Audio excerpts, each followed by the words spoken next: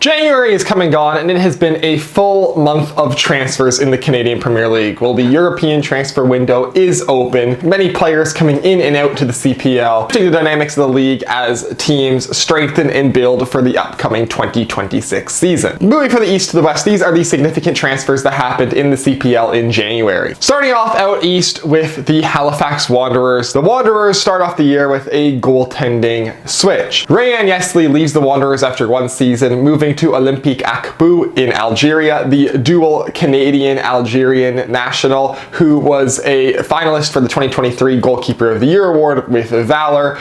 Ends his CPL tenure for the time being, moving to Algeria. This is the first transfer from the Canadian Premier League to the Algerian League. Makes sense as the dual national, Yesley would qualify as a domestic player there, and also he has made an appearance for the Algerian A national team. So a move that makes sense for him, however, a loss for Halifax and the CPL as a very talented goalkeeper in this league moves abroad. However, Halifax made a splash to replace him. Marco Carducci, Cavalry's starting keeper for their entire history, has left Calgary to join Halifax. Massive grab for Halifax as they get one of the premier goalkeepers in this league. Two-time CPL Golden Glove Award winner and three-time finalist. One of the best goalkeepers you can get, and Halifax right off the bat have very strongly solidified their goalkeeper position by adding Carducci. In addition, Halifax strengthened their backline by adding 28-year-old former Canadian international right back Marcus Godinho, a name that Canadian soccer fans know well. Godinho made 5 appearances for the Canadian national team between 2018 and 2020. He also played for the Vancouver Whitecaps between 2021 and 2022, and he has plenty of experience abroad with Heart of Midlothian in Scotland, FSV Zwickau in Germany, Korona Klise in Poland, and Degerfors IF in Sweden. Very solid right back signing in for the Canadian Premier League in Godinho. This should be a solid pickup for Halifax as they had a guy who should be starting for their team game in, game out, and be a solid solidifying presence on their back line. Moving on over to the brand new expansion team, Supra du Quebec. Supra du Quebec obviously building a team from scratch, so they are making a lot of signings this offseason, but also interesting is they are employing a Quebecois players only rule. So only players who are from Quebec can sign for Supra du Quebec. A lot like Atletico Bilbao and their allegiance to the Basque County in Spain, Supra du Quebec is doing a Quebecois only thing. Very interesting to see how that'll work out for them, but there is a lot of footballing talent in Quebec, and so far they've signed some pretty big names for the Canadian Premier League, so they are looking like a team that is going to make a splash out of the gate. First off, they signed David Choinière. David Choinière has been a standout player for Forge FC since the 2019 season. Incredibly clutch, scores goals in big games. He hasn't been a everyday starter on that incredibly stacked team, but he has been a very important part of that offense from day one.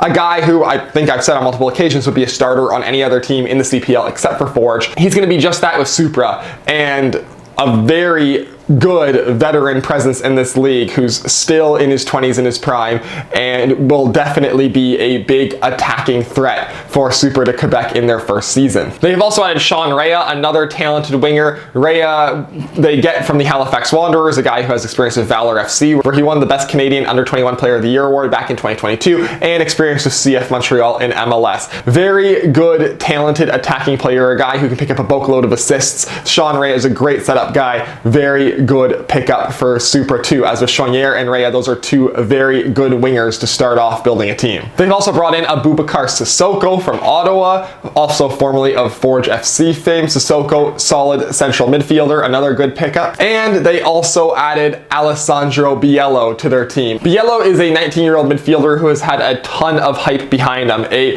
CF Montreal Academy prospect. He spent the 2018 season on loan with the Halifax Wanderers, where as an 18-year-old he was a pretty solid player in the Canadian Premier League. Pretty shocking that CF Montreal has let him go at 19 with all the hype that there was around him, and now at 19 joining Supra du Quebec. This is a very solid piece for Supra du Quebec, who could be a significant part of their midfield for years to come, and a guy who they could potentially continue to develop and then sell later on for a little pretty penny later on in his career. So a lot of talent going Supra du Quebec's way. I think right off the bat they are going going to be a far more competitive team than Valor ever was, just off of the indication of these signings. Moving on to Atletico Ottawa. Now, no massive incoming transfers for Atletico Ottawa to report. However, they do have a couple significant leaders. Sam Salter, who last season set the record for most goals in a single CPL campaign, has left to Gais and the Swedish Alvasanken. Gais, of course, the team where Matteo De Bruyne left Ottawa for last season. Sam Salter becomes the second Atletico Ottawa player in 2 years to leave to that particular Swedish outfit.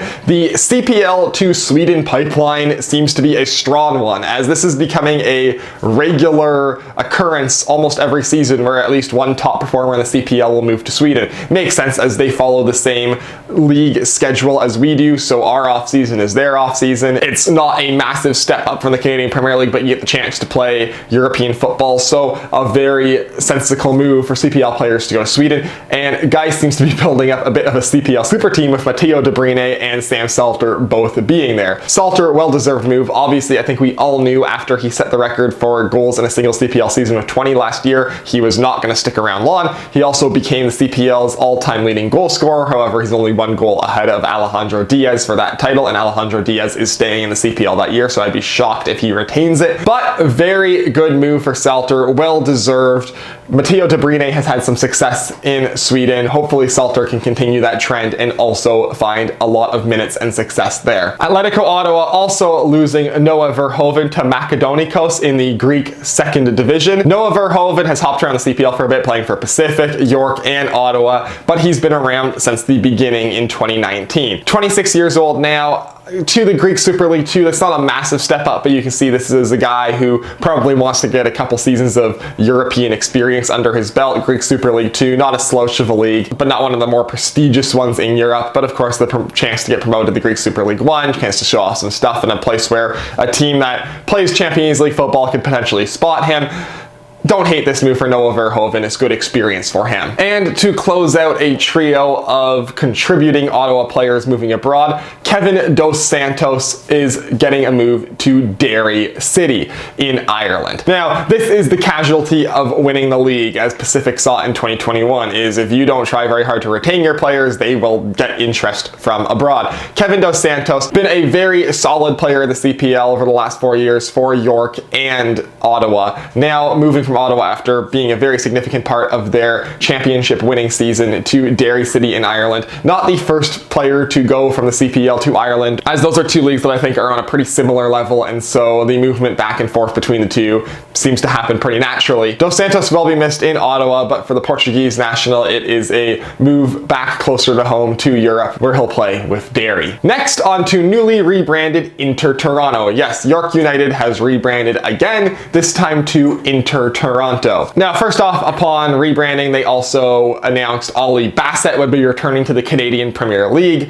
from the Tampa Bay Rowdies, former CPL Player of the Year and star up in Ottawa. Ollie Bassett, massive add to the offense of this Toronto team. Joining him as another massive offensive get is they have signed Benny Badibanya of Forge FC fame. Bassett and Badibanya, two very talented offensive players in the Canadian Premier League, two guys who have demonstrated that they can be very key contributing pieces to an offense, both of them on Inter Toronto. This is a team that's rebranded, looking to score some goals. These are two very talented, exciting players to watch. Should be a lot of exciting football coming out of York Lions Stadium this summer with those two guys on the pitch. And they also continue the Mexican connections as Raul Lopez joins Inter Toronto, a right back with a ton of Liga MX experience. Most recently played for FC Rangers in Romania, but this is a 32-year-old right back who has a couple hundred appearances in Liga MX between Guadalajara, Pachuca, Toluca, and Santos Laguna. Bunch of Liga MX experience. This is a very, very solid right back pickup for the Canadian Premier League, and the Mexican-owned Inter Toronto FC continuing to show that Mexican connection, bringing yet another very solid Mexican player up to the Canadian Premier League. It wasn't all additions for Inter Toronto though, as they do lose a couple players to the USL Championship. Sean Hundal ends his CPL tenure going to Brooklyn FC, and Adonijah Reed goes to Sporting Jacks, a brand new expansion team in the USL Championship.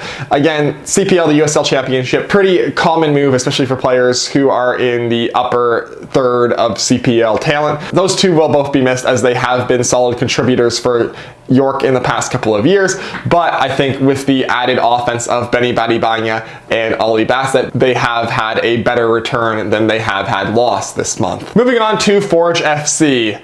After the aforementioned departure of David Choinière, they also lost Malik Oluwabi Bellewu to Chesterfield in the English League 2. Oluwabi Bellewu, dual Canadian-English citizen. He came here from an English team, now off back to the English League 2. Was never the stalwart of the Forge backline, but he was a solid contributor when everyone was healthy. I wouldn't say he was a starter, but did get a lot of minutes and was a very solid contributor to this Forge back line. That is a loss of depth in that position for Forge, but great move for him getting to go from the CPL now to the English 4th Division. Alessandro Hojabrpour going to FCMM in the Dutch 2nd tier. Massive loss for Forge for this one and huge transfer for Hojabrpour. Hojabrpour, another former U21 Canadian Player of the Year award winner, was a key part back in 2021 of Pacific FC winning their CPL championship, and then with Forge from 2022 onwards, a massive part of their 2 other championships since then and 2 regular season titles. Hojabrpour has been consistently game in, game out one of the best midfielders in the Canadian Premier League, and with the move to FCMM, this is a big move to the Dutch 2nd tier. Big chance for him to prove his stuff over in Europe and continue that upwards trajectory. He is a guy who definitely has the potential to play in bigger and brighter leagues, and this is a great step for him in his career. Forge, however, after losing Oluwabi Bellewu, did strengthen up their back line with a couple of signings. First off, they signed Antoine Baptiste, who is a French center back who is most recently playing in the Serbian Superliga. 31-year-old veteran French center back. He made 142 appearances over 4 years for PAO FC in the French 3rd and 2nd divisions, helping them win promotion from the French 3rd division in 2020. He'll be a solid presence on the Forge backline, as there is not much veteran presence who has played significant minutes in Europe in the Canadian Premier League defense corps. And on top of that, Forge bring back a very familiar name in Hamilton, Daniel Crutzen. Left Forge at the end of the 2023 season to go try his luck in the USL Championship. Played 1 season in the USL Championship for Phoenix Rising in 2023, where he helped them win the league, and then retired. Saying that it was due to persistent knee injuries. He did miss the entire 2022 season with Forge, for the most part with a knee injury, but after 2 years away from football, Forge have convinced him to come back. The Dutch national is back in Hamilton. 2 years out of the professional game, so we'll see if he's lost a step, but when he was at his best, he was one of, if not the best defender in the Canadian Premier League, and Forge is adding him to an already stacked defense that has the aforementioned Batiste and Dan Nimick. So fantastic pickup for Forge if Crutzen is not losing a step after missing the game, after being away from the game for 2 years. Sliding out west to Cavalry FC. Cavalry, yes, they did lose Marco Carducci, but they replaced him with Nathan Ingham, Atletico Ottawa's former keeper, current CPL champion. Nathan Ingham, he's one of the best. One of the guys who's been a consistent first choice keeper in this league for years. Ingham, very solid pickup for Cavalry, very strong replacement for Carducci, one of the premier Canadian goalkeepers in this league. They should be able to keep chugging with him in net like nothing has changed. And they also add Amer Didic. Again, another guy who, when he's playing at his best, one of the best center backs in the Canadian Premier League. The former FC Edmonton defender coming back home to Alberta to play for Cavalry after winning the CPL championship with Ottawa this past season. Great defensive pickup for Cavalry. Employing a if you can't beat them, take a couple other players tactic as they steal both Ingham and Didic from Ottawa after losing to them in the CPL finals. And moving even farther west, Vancouver FC and Pacific FC, yeah, they've done moves, but nothing that really pops out and like sticks themselves up as what I would call significant. The only one really of note is Alejandro Diaz, who halfway through last season was loaned from Vancouver FC to Pacific FC because they have the same ownership group, so they can do that nonsense, has now permanently moved from Vancouver FC back to Pacific FC. Alejandro Diaz, probably the best attacking player in Pacific FC's history. 1 goal behind Sam Salter for setting the all-time CPL goal scorer record. So with Salter gone, he hopefully will reach that this season. There's some rumors coming out of BC of what's going on with 6-5 Sports and Entertainment, and honestly, it does not look good. And the signings so far this season that Pacific and Vancouver have made